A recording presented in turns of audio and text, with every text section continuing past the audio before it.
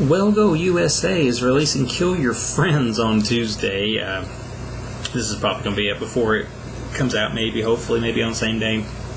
A movie that kind of shoots itself in the foot right out the gate, because you'll notice on the box here it says This Generation's American Psycho, which puts that's just shoes it cannot fill, okay, even though it tries. Like you can see with the cover and this guy, and he's a good actor, and this guy gives a good performance, okay, so I ain't going to diss that guy, but it's nowhere near American Psycho. Basically, for the plot, what they've done is they took the really cool music scene from American Psycho and they made an entire movie about it, because this guy works as, an executive or whatever at a record label. It takes place in the 90s when the music business was still booming and CDs were still selling and all that stuff, and he's trying to get ahead.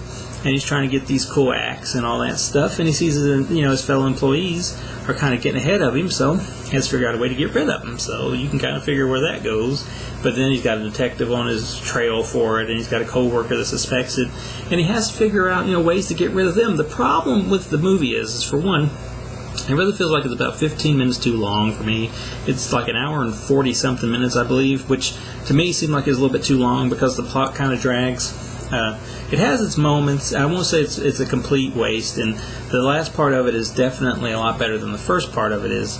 And you get a lot of cool music. Like these guys got, rights to some pretty cool stuff. Like there's Oh Dirty Bastard music here, there's Radiohead music here, and other stuff. And where it happens in the 90s, we see stuff like what Mark Morrison's Return of the Mac, the video of that playing in the background on the TV and stuff. So it's from a very dear time to me, I guess you would say, because in 96, I believe I was in like the 7th grade or 8th grade in 96, one or the other, but I don't know, it just doesn't live up to the hype, especially when it says it's like This Generation's American Psycho. It's probably better than American Psycho 2. I will give it that much, but then again, what isn't better than American Psycho 2? But it's nowhere near the same, it's not the same league, the same ball field, probably not even the same sport as the original American Psycho, and maybe I'm putting a little bit too much into that, but they did put it on the front, so that's going to get some expectations up, and I'm sure it's a nice quote, to put there. Somebody thought it, somebody, thought that apparently, and they liked it, and they put it on the box, and it's nice to put it on the case, but it's a little bit false advertising, but like I said, it's not the worst thing you're going to see this year. The end of it is pretty interesting. There's some blood there, not enough of it. There's not enough killing of the friends here, I will say that much.